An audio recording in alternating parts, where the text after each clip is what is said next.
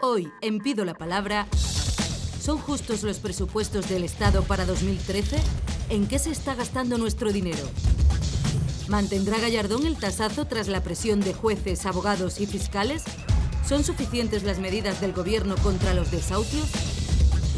Hoy, la consejera de Salud de la Junta de Andalucía responde a las preguntas sobre los recortes en sanidad. Y además, el caso de los ERE se cierra con polémica. El mayor caso de corrupción política en Andalucía. Hoy, en Pido la Palabra.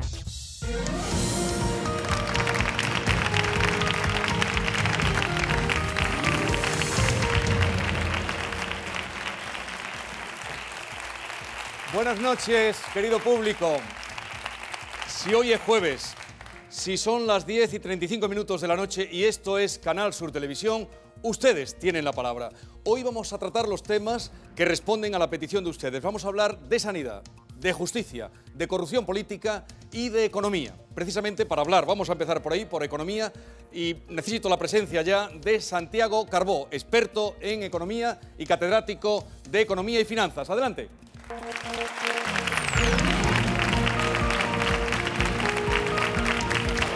Bienvenido.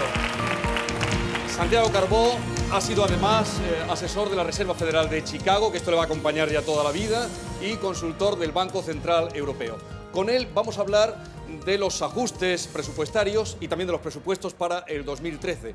Pero antes vamos a ver qué opina de estos temas la gente de la calle.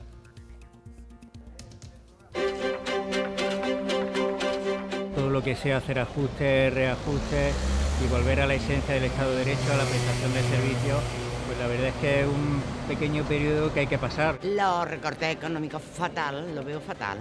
¿Por qué?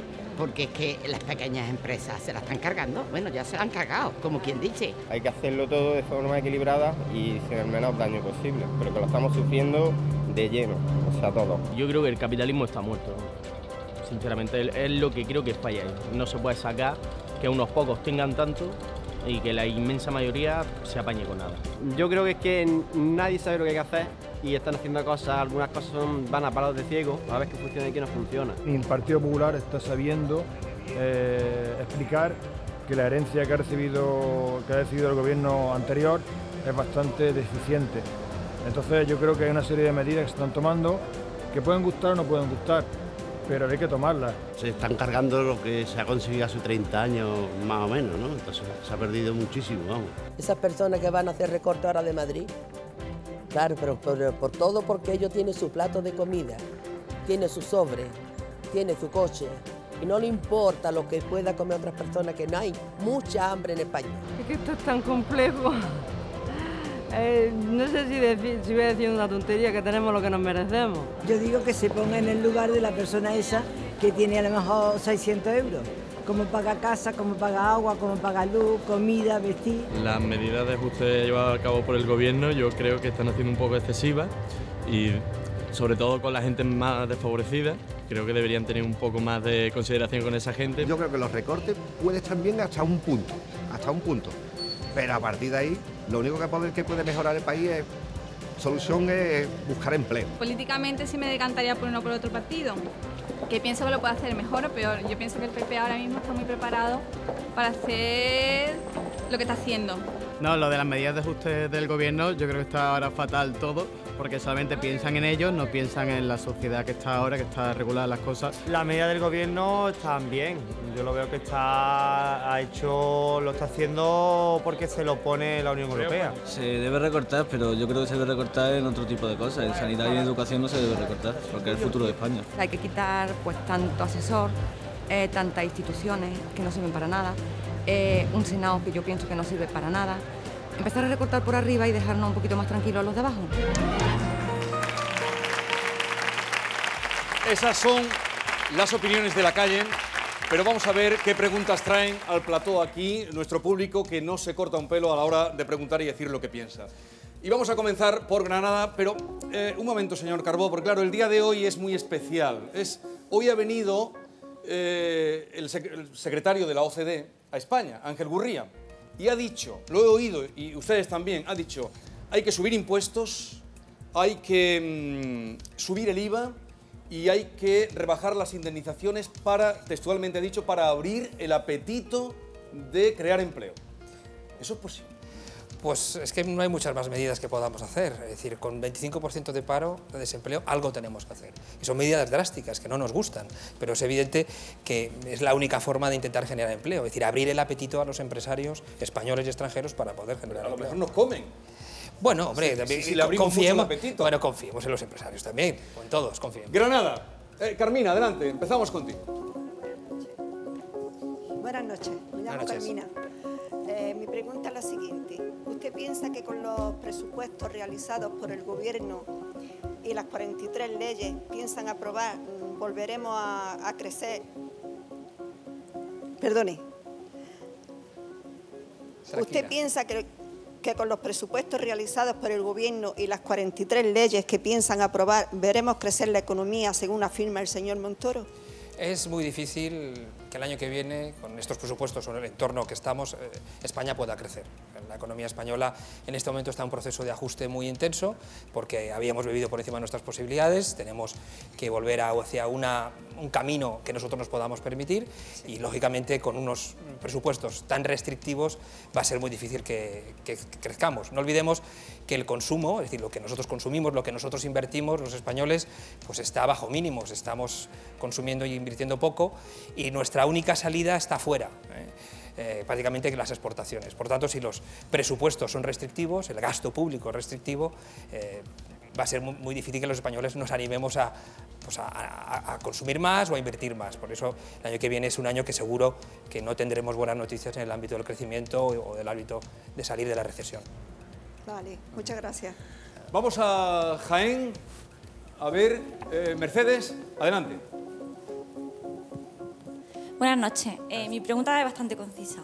Señor Carbó, ¿sabría explicarme por qué el Gobierno del Partido Popular ha realizado los mayores recortes en educación, en sanidad, en cultura, derechos fundamentales recogidos en la Constitución y no en defensa? Bueno, partamos de que defensa no tenía ya mucho presupuesto. Es decir, no, seamos realistas. Es verdad que los grandes componentes de nuestros presupuestos públicos son sanidad y educación, afortunadamente. No es defensa, no somos un país militarizado, ¿no? Y evidentemente en las grandes masas, donde hay grandes volúmenes, grandes recursos, es donde la tijera es más fácil de meter, porque evidentemente en el momento que se recorta algo, pues se hace un gran impacto, se consigue de algún modo ajustar mucho más el presupuesto. Yo desde luego no he estado de acuerdo con determinadas cosas, como han sido los recortes en investigación, recortes en educación, porque ese es el futuro. El futuro además es seguir de algún modo promocionando el conocimiento y que el país pues pueda de algún modo salir de esta más fácilmente, ¿no? No olvidemos que están siendo el sector exportador, ese sector competitivo, ese sector innovador, ese sector donde se ha aplicado la investigación, el que en este momento está siendo más fuerte, ¿no? Pero bueno, en un contexto de recortes, pues todas las partidas se tenían que haber afectadas. Yo desde luego hubiera sido más cuidadoso, sobre todo en investigación y educación. En sanidad también hay que ser muy cuidadoso y lo que hay que buscar a lo mejor es medidas más de largo plazo. Es decir, pues, reformar la administración pública para que sea más eficiente y a lo mejor tendríamos que hacer menos recortes. Vale, muchas gracias. Sí, profesor, podríamos detenernos aquí y ver exactamente los datos, detenernos un momentito para que también quienes nos siguen vean el cuadro de datos. En sanidad, estos son datos del presupuesto general, ¿no? Sí, del presupuesto general. La rebaja sería de un 3,1%. En educación, de un 14,4%. Y en justicia de un 4,3%, y en defensa, que decía que ya bastante esquilmado, no sé, o que ya le han detraído anteriormente, un 7,7%. Bueno, no olvidemos que son presupuestos generales del Estado donde la sanidad y la educación está básicamente en manos de las comunidades autónomas, entonces lo que el Estado representa es poca cosa, ¿eh? Pero bueno, llama la atención en educación porque sí, el Estado sí que tiene un peso muy importante en materia de investigación y educación universitaria, etcétera, determinados programas, ¿no? Y bueno, uno puede estar más o menos de acuerdo, pero lo que está claro es que ha afectado prácticamente a todos los departamentos y a todos los ministerios, ¿no? ¿Y realmente son eso lo que se recorta o puede ser más? Yo quiero ver al final la ejecución del presupuesto. Esto es lo que dice uno al final, o lo que le muestra a uno exactamente lo que pasa. Una cosa es el plan y luego la ejecución. Y yo creo que para saber lo que pasa al final en este país y en cualquier otro país hay que ver realmente lo que ha acontecido, la ejecución al final. Bueno, pues recuérdenlo, nosotros guardamos este cuadro. Cádiz, Nazaret, adelante. Hola, buenas noches. Señor Carbó, con estos presupuestos tan austeros para 2013, ¿llegará a España a situaciones tan críticas como la de Grecia? Bueno, lo primero que debemos reconocer, y aunque ya se ha dicho muchas veces, España no es Grecia. Este es un término ya muy manido, ¿no? Pero somos un país más grande, más fuerte, con empresas más fuertes, bancos más fuertes y probablemente como sociedad más fuerte, ¿no? Entonces, no olvidemos eso, es decir, no nos helenicemos demasiado, ¿no? Lo que pasa es que sí que es cierto que si se nos aplican las medicinas parecidas a las que se han aplicado en Grecia y nosotros no terminamos de arreglar nuestra economía, pues podemos tener algunos síntomas que puedan asemejarse a los que Grecia ha sufrido, y eso hay que evitarlo, ¿no? Yo confío en que si al final España pide el rescate, probablemente ya el año que viene, las condiciones que vayan a venir y el entorno en el que se va a fijar va a ser distinto al de Grecia. Creo que se ha aprendido.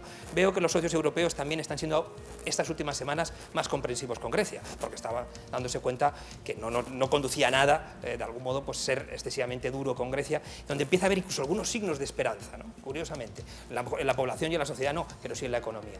Yo confío en que esa hoja de ruta aquí no se adopte, porque evidentemente sería muy perniciosa. Y en el caso de que se dieran situaciones parecidas, ¿cómo se podría evitar? Pues básicamente con nuestro propio esfuerzo. Nosotros tenemos que hacernos más competitivos, las personas que estén formándose tienen que formarse mejor, las empresas tienen que exportar más, el gobierno tiene que tomar decisiones, por duras que sean en el corto plazo, pero que a los 2 o 3 años den frutos, y con la solidaridad de los socios. Los socios europeos deben ayudar a los países que tienen dificultades, no nos deben poner más cargas, no nos deben poner más condiciones que no podemos cumplir, porque si nos dicen que recortemos aún más los gastos, probablemente no podamos cumplirlo nunca, porque es en una economía que se hace más pequeña, porque el gasto público se hace más pequeño, va a ser mucho más difícil poder cumplir con cualquier indicador de déficit público, etc. Vale, muchas gracias. Vamos ahora a Málaga. Ana, adelante. Le pasamos el micrófono y pregunta. Hola, buenas noches, señor Carbó. ¿Me podía usted explicar cómo en la partida de los presupuestos de este año han quitado casi 2 millones de euros a fomento de empleo y el Gobierno dice que su prioridad crear empleo? Bueno, es algo más. Creo que son 2.000 millones de... 2 millones de euros, ¿no? 2.000 millones. 2.000 millones. Yo creo que son lo que han quitado. Bueno, hombre, en un momento de tijeretazos, de recortes, de ajustes, se recorta en todos los departamentos. Evidentemente esa partida llama la atención, como llamaba la partida de investigación, ¿no? Probablemente pensará que habrá otras políticas, entiendo, que pueden sustituir a esta. Es difícil, desde luego, ¿no? Pero bueno, en educación también se ha recortado y es la forma de que los jóvenes o las personas que están formándose pues puedan tener mejores perspectivas para ser contratadas aquí o en Europa. Porque algunos dicen, ¿por qué se tiene que ir a Europa? Porque para eso hemos creado el mercado único europeo, ¿no? Y bueno, sí, es un poco difícil de justificar una medida como esa, sobre todo porque es un momento muy duro en el empleo en nuestro país, que ya está por encima del 25%. Es que es un 34,6 menos, sí, para, sí. Es para una medida llamativa, sí. Muy llamativa. Córdoba. Juanma, adelante. Buenas noches. Mi pregunta es la siguiente. Entiendo que va a haber tijeretazo a nivel nacional, pero yo quiero centrarme un poquito más en los recortes a nivel regional. Es decir, van a afectar los recortes a toda España, a todas las autonomías, pero quizás de manera desproporcionada según la región. Entonces mi pregunta es la siguiente. Andalucía es la región más grande, para mí la más rica, la más bonita, la más culta, pero también es verdad que es la más poblada de España. Sí, sí. Entonces, también es verdad que en cuanto a carga económica se nos va a presupuestar desde Madrid más cantidad de dinero, pero porque se fijan en el PIB, no en la población. Si fuera por población deberíamos de tener mucho más dinero del que tenemos, sí. ¿Vale? Entonces, ¿cree usted sinceramente que la vara de medir del político de turno de Madrid, en este caso el Partido Popular desde el Gobierno central, a la hora de hacer los recortes del tijeretazo famoso, Andalucía se está mirando de otra manera porque a modo de castigo político por las últimas elecciones regionales, en la cual no consiguieron el poder? ¿Cree usted que se utiliza el reparto de dinero de forma a ti te doy más porque eres de mi símbolo político, a ti te doy menos, e incluso intento poner piedras en el camino? Sinceramente creo que no. La situación es tan difícil en lo que es el ámbito financiero, los recursos que tiene el Estado, que tienen las comunidades autónomas, que yo no veo a ningún gobierno que sea capaz de hacer eso. Lógicamente luego puede haber algún matiz, pero como política general castigar a una comunidad autónoma me parece que sería un error tremendo, y lo que yo sí que pienso es que en este momento de tan pocos recursos es difícil pagar, por ejemplo, la deuda histórica, o es difícil, o es difícil comprometerse, por ejemplo, a las cosas que quería Cataluña. Pero Cataluña quiere un pacto fiscal, no olvidemos. Pero ¿cómo lo vamos a hacer ahora? Ahora es un momento muy difícil. A lo mejor dentro de 5 o 7 años podemos hablar de un nuevo entorno en el que cada comunidad autónoma exija o reclame lo que crea oportuno. Pero ahora yo pienso que lo que más explica lo que está ocurriendo es la falta de recursos, prácticamente la miseria que tenemos que repartir, y que se hace muy difícil satisfacer lo que cada comunidad autónoma quiere. Pero el dinero ingresa por la comunidad autónoma nuestra, en este caso Andalucía, no va acorde a la demanda de personas que tenemos, sí, ¿no? Este es un elemento que usted ha preguntado antes, efectivamente. No va. Cobramos menos para la población que tenemos. Sí, pero sin embargo los catalanes dicen que ellos producen más y deberían producir más, tener más. Entonces, claro, nos tenemos que poner de acuerdo como país. Yo creo que eso es algo fundamental. Y no será fácil ponernos de acuerdo cuando tengamos tan pocos recursos encima de la mesa. Cuando hay hambre, cuando hay solamente un trozo de pan encima de la mesa, repartirlo es muy difícil. A ver, señor Carbó, usted que sabe tanto, además, ha tenido contacto con América. ¿Por qué Europa no pone en marcha la máquina de hacer billetes como América hace dólares? Bueno, lo ha puesto un poco más. El Banco Central Europeo ha sido más reticente, evidentemente, que la Reserva Federal, pero al final está ayudando como puede, ¿no? Dio una gran cantidad de préstamos a los bancos, está dispuesto a comprar la deuda pública de los países, que al final eso es darle a la máquina del dinero, con determinadas condiciones, ¿no?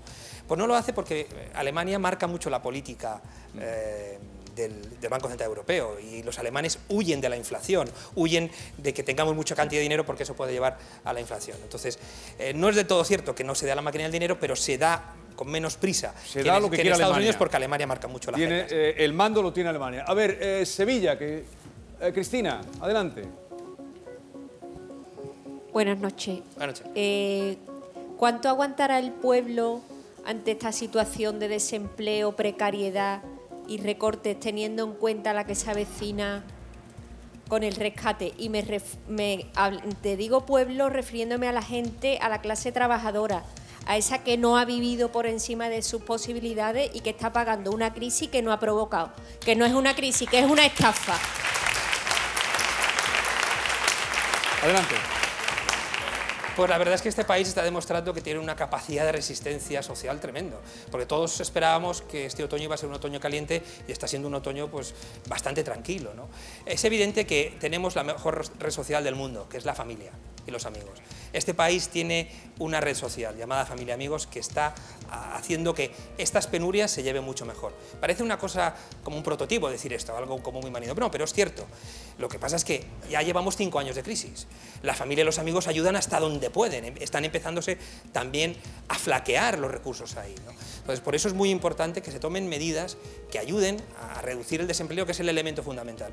Porque si el desempleo continúa como tal, ni habrá impuestos que recoger, habrá más gasto público que realizar, los bancos tendrán más problemas y por tanto todos tendremos más problemas, y desde luego esa debería ser la medida fundamental, porque aunque tengamos una gran red social, el agotamiento empieza a ser evidente. Gracias. Vale. Ha suspirado y luego ha dicho gracias. Huelva, Inmaculada, mira, ha sido la primera, adelante. Hola, buenas noches, señor Carbó. Me llamo Inmaculada. A ver, me gustaría que nos hablara, pero con claridad, no solamente para los que estamos aquí, sino para los telespectadores que están fuera detrás, y que nos entendieran. A ver, le voy a hacer una pregunta que gracias al programa El Público, el 9 de enero, sacó todo esto a la luz. A ver, ¿por qué cree usted que el Banco de España, o sea, el Gobierno, no se ha implicado en el fraude de las preferentes, o incluso habiendo afectados que puedan llegar al desahucio por no poder pagar la hipoteca, entre otras cosas, claro?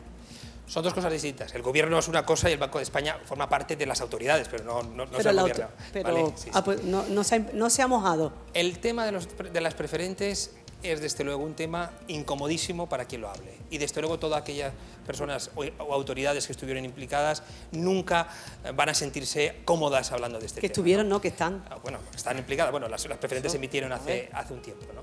Entonces, lógicamente, se emitieron o se colocaron a través de la red de oficinas demasiados títulos de estos que luego hemos podido comprobar que son títulos tóxicos y que la gente pues ha perdido en muchos casos pues bastante dinero porque había dejado sus ahorros o buena parte de sus ahorros y probablemente a pesar de que se Perdone, no lo habían dejado, le han engañado a la gente, bueno, pero le han quitado su dinero.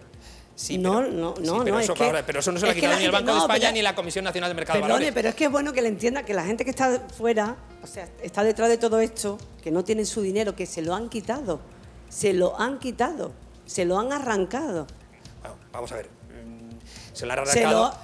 Le convencieron que comprara unos títulos que desde luego probablemente no le dieron toda la información. Hay personas que no lo han comprado, hay personas que han falsificado las firmas. Para eso están los juzgados. Es evidente que hay que ir a un juzgado porque si eso ahora no se puede ir porque no hay dinero. Usted dígale a esas personas que tienen que invertir, claro.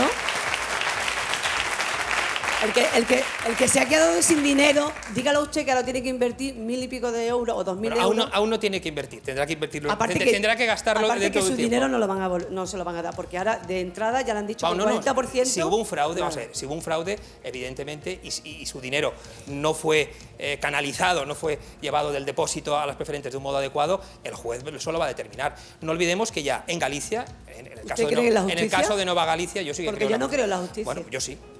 En algo tenemos que discrepar. En Nova Galicia ya ha tenido alguna sentencia en contra, en este caso, y por tanto es un elemento que ya puede ser utilizado por otros casos que se vean que creen que ha habido problemas o que sencillamente les han engañado. Total. Eso no hace falta que usted lo diga. Bueno, pero usted qué cree, no, pero no me ha contestado. No, pero a ver, la pregunta concreta. El Banco de España, el gobierno, ¿por qué no se ha implicado? Porque el Banco de España y la Comisión Nacional del Mercado de Valores hicieron unos determinados avisos de cautelas que uno puede considerar que fueran suficientes o no. Es evidente que ahí se ha producido una serie de prácticas de las que nadie se puede sentir orgulloso porque ha habido gente que ha perdido muchísimo dinero.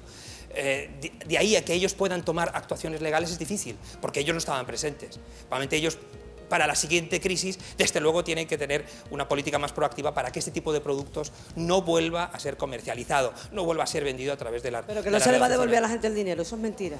A la gente no va a volver, igual que los de Afinsa y evidentemente, o sea, eso en muchos casos será es lo difícil. que le tenéis que decir a la gente para que escuchen, bueno, porque están detrás, que no eso le van a devolver ni un duro de lo que han perdido. Ayer lo dijo claramente el comisario europeo, que anunció claramente que iba a haber pérdidas a la gente, y también lo anunció el presidente de Bankia, que dijo... Han perdido el dinero como yo perdí mi padre hace 27 años. Muchas gracias. Gracias.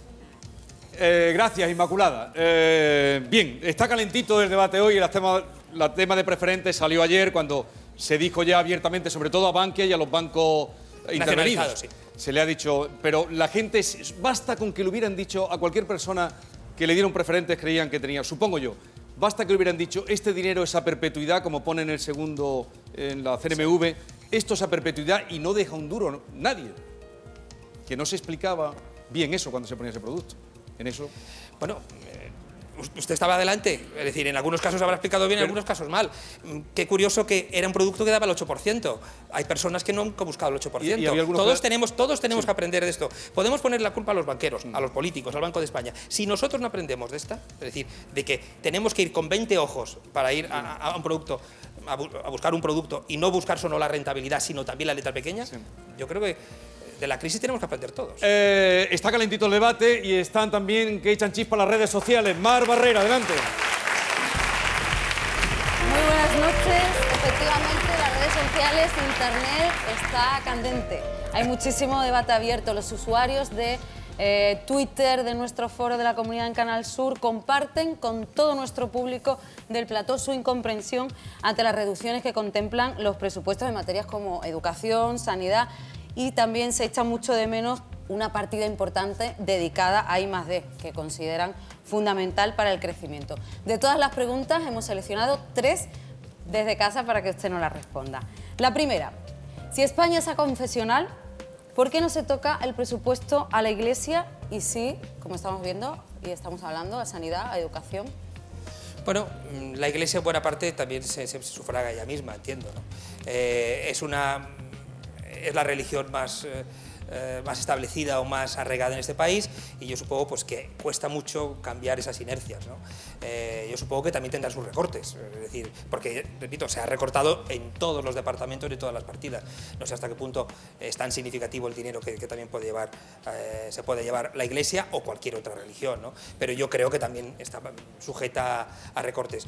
Y bueno, cada partido político decide lo que hace con las diferentes religiones, pero podemos decir casi que en los últimos 30 años que han gobernado diferentes partidos políticos, pues la Iglesia ha mantenido en lo fundamental casi siempre sus recursos. Segunda pregunta, ¿por qué todos los recortes aplicados no han tenido repercusión? ¿En creación de empleo, por ejemplo? Bueno, los recortes nunca eran para crear empleo, los recortes era para no seguirnos endeudando. Porque evidentemente si tenemos un problema de que nos hemos endeudado mucho como país, ahí estoy de acuerdo, hay gente que se ha endeudado y gente que no, pero como país, la suma de todos, nos hemos endeudado mucho. No podíamos seguir endeudándonos más porque no nos dan esos recursos en el mercado y por tanto teníamos que adelgazar los gastos para no tener otra vez un déficit excesivo, ¿no? Entonces, cuando se busca esa salida de reducción de déficit, no estamos buscando generar empleo, sino resolver otro problema, ¿no? Para generar empleo, pues tenemos que ser más competitivos, tenemos que ver si nuestros socios europeos nos compran más nuestros productos, son más solidarios, permiten que su población, con aumentos de salarios, pues consuman más productos españoles o italianos o portugueses, y eso es donde está el futuro, pero con los recortes no se genera empleo, eso está claro. Tercera y última pregunta, ¿recortar 200 millones para dependencia y subir las pensiones no es una contradicción? Sí, en parte es una contradicción, porque probablemente haya pensiones que son muy golosas y que a lo mejor son grandes, otras no, otras son muy pequeñas y yo creo que eso no se puede tocar para nada, pero a lo mejor hay otras pensiones que mantenerlas pues tampoco hay que reducirlas mucho, pero probablemente puedan distribuirse el coste que está cayendo sobre todo en los parados, en los jóvenes, en funcionarios, en los que le están bajando el sueldo y probablemente a lo mejor se podría hacer un esfuerzo y haber mantenido pues, esa partida de dependencia que yo creo que hace un papel muy importante y que refuerza la red social tan fuerte que tenemos en nuestro país. Gracias. Pues precisamente para hablar de ese asunto de los recortes en sanidad está con nosotros esta noche la consejera de Salud y Bienestar Social de la Junta de Andalucía, María Jesús Montero. Un momentito. Bienvenida. Se conocen, ¿no? Bienvenida. Bien, pues vamos a despedir al profesor Santiago Carbó. ¿Se ha sentido cómodo? Sí. Bien. Pero una cosa, profesor, ¿lo peor aún está por venir? Yo creo que no. Estamos en el momento de las grandes turbulencias, pero yo creo que esto tiene una salida larga, pero lo peor estamos empezando ahora a terminar. Esperemos que sea así. Muchísimas gracias por estar con nosotros, Santiago Carbó. Gracias. Y un aplauso para él. Buenas noches, consejera. Consejera de Salud, gracias por aceptar la invitación, por ser la primera política en activo que pisa han pasado otros políticos, pero ya veían los toros desde la barrera. Sí. Usted está activo y está en la pelea. Así es que muchísimas gracias por estar con nosotros. Pero vamos a ver antes qué opinan pues, de su departamento, de su área, qué opinan en la calle. Donde menos se tiene que recortar precisamente es en la salud, porque al final tú puedes tener dinero, puedes tener lo que sea, pero como te falle la salud estás mal. La dependencia no se dan cuenta. Ellos como tienen medios económicos, pues se lo pueden permitir, no se dan cuenta que hay gente que tiene que dejar su trabajo, uno de los trabajos, para poder dedicarse a esa persona. Y después son cosas que cuestan dinero. En esta época de crisis lo que hay que racionalizar el gasto lo máximo posible en todas las áreas. O sea, que no haya despilfarro. El poco dinero que tienen las administraciones públicas, utilizarlo bien. Yo no lo veo mal. Si entre todo lo hará un poquito, que hay que pagar un poco de medicina, que hay que pagar un poco de todo, y si esto se puede subir, pues se suba, pero que no se lleven. En sanidad y en educación nunca en la vida, pero lo han tocado y lo han tocado mucho, y muy mal. Una sanidad pública debe ser para todos igual, ya que hemos conseguido llegar a ese nivel, todo lo que sea en detrimento de esa sanidad es malo para el ciudadano. Se deben 19.000 millones a la sanidad y eso hay que solucionarlo. ¿Qué es lo que pasa? Que el que necesita la medicina tiene que por lo menos contribuir a pagar algo. Creo que se podrían recortar costes sin dañar lo que es el servicio al enfermo, ¿no? Los recortes son siempre malos y los recortes lo que traen es pobreza. Los recortes, jamás saldremos de este problema con recortes. Yo no estoy en contra del copago porque me parece que cuando tenemos que pagar aunque sea un céntimo por algo, ya abusamos menos. Esa es la opinión de la calle. Ahora va a escuchar usted las preguntas incisivas, directas de nuestro público. ¿Está bien? ¿Se encuentra Sí, perfectamente, bien. Muy bien, encantada de escuchar. Vamos a empezar por Sevilla. A ver, Israel, adelante. Buenas noches. Valor tiene usted, está ahí abajo. Bueno, no empecemos así, ¿eh? No empecemos así. No, es broma. ¿Qué opinión tiene usted sobre las declaraciones de Ana Mato que insiste en que el copago es una medida justa y equitativa y que no tiene afán recaudatorio, sino disuasorio? Yo estoy radicalmente en contra. Creo que el copago afecta fundamentalmente a las personas enfermas. Prefiero un sistema que pague la sanidad según los impuestos que tiene que pagar cada uno, el que tiene más renta que pague más, el que tiene menos renta que pague más, pero cuando uno tiene la desgracia de caer enfermo, tener la circunstancia añadida de tener que pagar es una carga añadida. Y por otra parte también pienso que la mayoría de los medicamentos, que es el copago que se ha aplicado ahora, son un acto profesional, hay un médico, una enfermera, que te lo indica, que te lo prescribe y por tanto no tomar ese medicamento, que haya solo una persona que no lo tome por nivel de renta, creo que puede poner en peligro la salud de los más débiles, de los más pobres. Vale, gracias. O sea, usted no va a poner el copago aquí en Andalucía. Digo, Sí, por lo de el copago... cuando veas las barbas de tu vecino. No, cortar... el copago en medicamentos es una medida estatal obligada para las comunidades autónomas que en Andalucía se ha aplicado a los pensionistas. Nosotros hemos recurrido la norma al Tribunal Constitucional y todavía no sabemos, no se ha pronunciado, no sabemos qué va a ocurrir al final. Vamos a Cádiz. A ver, Estefanía, adelante. Hola, buenas noches. Bueno, yo soy Estefanía, tengo 30 años y estoy desempleada. Tras una disminución de 70 millones de euros para la ley de dependencia, para violencia de género, discapacidad, bienestar social, ¿para quién? Sí, te refieres fundamentalmente a la disminución del presupuesto del Gobierno de España. La verdad es que es un problema importante. Se ha disminuido este año 89 millones de euros de la dependencia. Que tenga en cuenta una cosa, cuando el sistema se puso en marcha, el Estado contribuía un 50% para cada persona que se encontraba en esta situación y ahora contribuye solo un 30%. Si tenemos en cuenta que las comunidades no tienen más ingresos, que tampoco lo tienen los ayuntamientos, pues realmente tenemos que estar haciendo encajes de bolillo para que este sistema, para que el modelo de la dependencia y esa disminución no se traduzca en menores prestaciones o en menos personas que sean beneficiarias de este nivel. Así que estamos trabajando, yo creo que intensamente, con las empresas, con los ayuntamientos, con las entidades sociales, con todos aquellos que dan los servicios, intentando bajar tarifas, en algún caso, y en otro caso, pues priorizando bien a aquellas personas que se encuentran más vulnerables. ¿Entendida? Bien. Pues vamos a Málaga, que últimamente todo lo que se habla de Málaga es de Isabel Pantoja, pero aquí hay gente que quiere hablar. A ver, Jorge Javier, sí, es verdad. Buenas noches, señora consejera. En primer lugar, le quiero dar las gracias por dar la cara con la que está cayendo en materia de sanidad en estos momentos. Y en segundo lugar, en Andalucía hemos pasado de tener medicamentos gratuitos para las personas con menos poder adquisitivo a tener operaciones incluso para la gente que venía de fuera por aquello del turismo sanitario, a tener recortes de ambulancias, recortes de personal, a no haber sustituciones en centros de salud, sobre todo en época estival. Mi pregunta es muy clara, es muy sencilla. ¿Está en la sanidad pública andaluza en la UBI? No. En absoluto. Le puedo comunicar la buena noticia de que la sanidad pública está en muy buen estado de salud, valga la redundancia.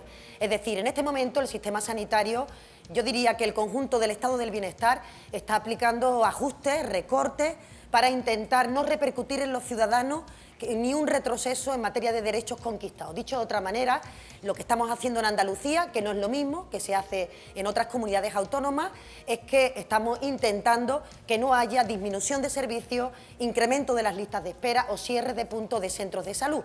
¿Cómo lo hemos aplicado? Fundamentalmente a través del esfuerzo de los profesionales en una rebaja salarial que evidentemente no es plato de gusto de nadie a quien se le aplica, pero que ese compromiso de los profesionales está proporcionando un mayor ahorro, además de comprar de una forma más eficiente, disminuir nuestra estructura burocrática y, en definitiva, pues trasladar la mayor parte de los ingresos a la persona que los necesita, digamos que a pie de cama o a pie de consulta. Pero yo diría que tenemos una buena salud y que estamos trabajando intensamente para que esa salud, incluso en momentos de crisis, no solo no se deteriore, sino que se consolide. Por último, muy rápidamente, ¿deduzco que hemos tocado fondo y que lo mejor está por llegar? Ojalá, ¿verdad? Yo creo que, antes lo comentaba la persona que me ha precedido, yo espero que estos años que vienen sean años en los que la situación económica empiece a tener otra apariencia, empecemos a salir a flote, pero sí es verdad que los ajustes más duros se han producido en este año 2012, fundamentalmente recordará a raíz del mes de mayo que hubo que preparar desde el Gobierno un plan económico que se aprobó por el Gobierno de España para intentar cumplir el objetivo de estabilidad. Muchas gracias. Atendido, vamos ahora a Almería. Paco, adelante. Hola, buenas noches, consejera. Yo estoy un poquito así con el tema de los recortes, que es de lo que estamos hablando. Yo le preguntaría, ¿qué recortes le quedan todavía a la sanidad andaluza como consecuencia del tijeretazo del Gobierno a la sanidad nacional? Yo diría que básicamente en los presupuestos del año que viene nos queda que desarrollar la subasta de medicamentos, ahorro en medicamentos. España y Andalucía es un país que todavía gasta un porcentaje de sanitario muy alto en medicamentos. Esto significa que el 20%, 1 de cada 5 euros que se destinan a sanidad, va a la compra de medicamentos. Y tenemos que introducir mecanismos que nos permitan, con la misma calidad, ser capaces de dar el medicamento a un precio más barato para las arcas públicas. Esos son los recortes más importantes para el año que viene que quedan. Todo esto, desde luego, si el escenario de estabilidad presupuestaria está en la previsión que entendamos. Si hay otro tipo de contingencias asociadas con la economía, pues a partir de ahí, en este momento no tengo respuesta porque es un escenario que no puedo en este momento anticipar. Pero con el presupuesto le diría que los recortes, los ajustes más importantes los hemos formulado y que, por tanto, farmacia sería uno de los capítulos a seguir profundizando el año que viene. Sí, pero por lo que usted está diciendo, la subasta que se va a ver para este próximo 2013, si no recuerdo mal, el Gobierno de la Junta de Andalucía siempre ha subastado los medicamentos, pero en este caso el Gobierno de España ha presentado un recurso ante el Constitucional precisamente por la subasta de medicamentos, si no recuerdo mal. No, Andalucía puso en marcha el mecanismo de la subasta para 3 principios, digamos que para 3 tipos de sustancias que producen curación o disminución de síntomas, pero se paralizó por el Gobierno de España.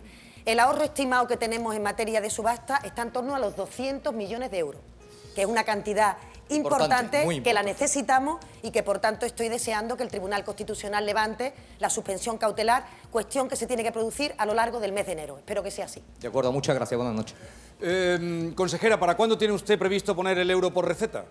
Yo no tengo previsto poner el euro por receta, ni está ni se le espera en Andalucía, por tanto, son otras comunidades autónomas que espero que el Gobierno también las recurra al Tribunal Constitucional como hizo con la subasta. Vamos a Jaén. Paqui, adelante. Hola, muy buenas noches. Mira, yo misma voy al seguro y el mismo médico no me atiende lo mismo por lo privado. Entonces, ¿por qué se le permite a los médicos que tengan consulta privada, además de trabajar para la Seguridad Social? ¿Y quién controla esos ingresos? Bueno, digamos que los trabajadores del sistema sanitario son empleados públicos que se rigen por las normas del empleado público, que tiene un régimen de compatibilidad. En este caso, incompatibilidad. Esto significa que presentan la actividad que desarrollan fuera y se entiende que hay determinada actividad que puede ser realizada porque se entiende que puede cobrar otro salario por su actividad privada. Mi opinión, a propósito de la compatibilidad, desde luego no se puede permitir el doble ejercicio público y privado en aquellas personas que tienen cargos de responsabilidad dentro de los servicios. El jefe de servicio, el director de la unidad, el supervisor, todos aquellos que tienen la obligación de controlar las listas de espera, de garantizar las demoras, de velar por la calidad, porque se puede producir un efecto perverso de intentar perjudicar al sistema público para derivar al sistema privado. Pero el resto de compatibilidad ni siquiera el Gobierno andaluz tiene capacidad. Pero ya están cobrando doble sueldo. El que sea ya está cobrando doble sueldo. ¿Quién controla esos ingresos? Los ingresos totales. ¿A la saca? Hacienda.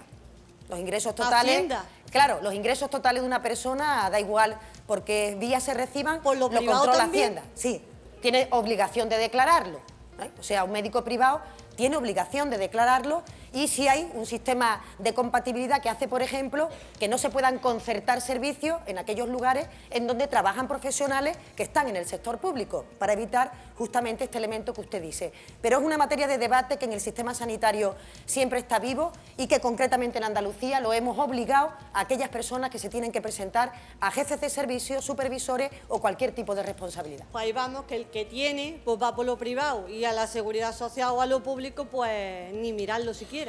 Bueno, pero yo creo que tenemos un sistema sanitario que es orgullo de los andaluces por la alta calidad. Le diría más, la mayoría de los ciudadanos, cuando tienen un problema que realmente le preocupa, una situación grave, acuden al sistema público, incluso en los partos, que suele ser el tipo de atención que más se deriva a la atención privada, pero yo creo que tenemos un sistema sanitario muy bien consolidado, que las personas que tienen más capacidad de riqueza acuden al servicio público, y eso es una garantía para el futuro. Yo veo poquitos, pero bueno, muchas gracias. Bien, pero de nuestra sanidad estamos muy orgullosos y tenemos que defenderla, la sanidad pública y gratuita para todos. Gracias por estar con nosotros. Vamos a Cádiz. María, adelante. Hola, buenas noches. Retomando su mención sobre los profesionales de sanidad, dijisteis que se iban a reducir los sueldos un poco, pero se ha reducido un 25% a los interinos y eventuales y un 13% a los médicos del MIR. Y además los contratos se están renovando mes a mes. ¿Nos podría explicar qué concepto tiene usted de poco? Bueno, no sé quién ha utilizado... A ver. No sé si yo en algún momento he utilizado esa expresión, no la recuerdo, como poco o mucho, no suele ser. Lo que sí hemos hecho es una aplicación de las 37 horas y media, que es la jornada que aprobó el Gobierno de España, que se ha traducido en la mayoría de las comunidades autónomas en despido de trabajadores, circunstancia que en Andalucía no podíamos permitir. Tenemos una de las cifras de paro más altas del país, y además cuando se despiden trabajadores del sector sanitario se tienen que cerrar puntos, se tienen que cerrar servicios o tenemos que trabajar con menor calidad. Eso es una obviedad y por tanto hemos preferido rebajar los salarios, aunque esto significa pues una molestia muy importante para todos los trabajadores, y eso ha provocado, como es normal, una expresión de malestar en el conjunto de los trabajadores. ¿Entonces considera que esto es un poco? No, pero le digo, lo hemos hecho de una forma progresiva, es decir, aquellos que cobraban más se le ha reducido más el salario, aquellos que cobraban menos se le ha reducido menos el salario. Pero en el caso que usted me ocupa no son probablemente los médicos interinos, son los eventuales. Los contratos eventuales, es decir, de personas que no tienen plaza en propiedad, ni siquiera son interinas, son personas que están contratadas por un tiempo determinado. Esas personas sí se ha reducido la jornada porque el conjunto de las horas del sistema sanitario se ha visto incrementada con motivo de la ampliación de las 37 horas y media. Esto ha llevado a que esas personas en concreto se le ha reducido un 25% su contrato y se ha hecho en una temporalidad que nos permita asumir el conjunto del ajuste económico en este capítulo. Pero es una circunstancia, insisto, solamente planteada en las personas que tenían un contrato temporal. En Andalucía le hemos bajado esa contratación, en otras comunidades autónomas directamente los han echado. Muchas gracias. Consejera, a ver, dígame una cosa. Estamos contemplando 2 semanas que llevan en huelga los médicos, los MIR. Gente que ha tenido que estudiar 6 años de carrera, la prueba es dificilísima para entrar en medicina, 5 años de especialidad, son los que están en las puertas de urgencias. ¿Tienen o no tienen motivo los médicos residentes para hacer esta huelga? Bueno, en primer lugar, decir que son los médicos mejor preparados de nuestra historia. Tengo el orgullo de decir que cada generación de nuevos médicos, de nuevos residentes, sabe más que la anterior. Esto es una riqueza del sistema sanitario, personas con un currículum altísimo que les ha costado mucho trabajo estudiar medicina y que yo diría que su principal frustración en este momento viene de la falta de expectativa laboral. Hace escasamente 4 años teníamos un sistema sanitario creciente en todo el Estado, en donde faltaban médicos, y de pronto esta crisis ha provocado un escenario en el que se están despidiendo personas, no se pueden jubilar, algunos que se marchan ya por motivo de edad, y por tanto hay una perspectiva laboral peor que la que teníamos escasamente hace 3 años. Y además le hemos bajado el salario, al igual que el resto de profesionales, con motivo de estos ajustes que se han producido. Por tanto, hay causas que permiten ese malestar y esa expresión que están desarrollando los residentes.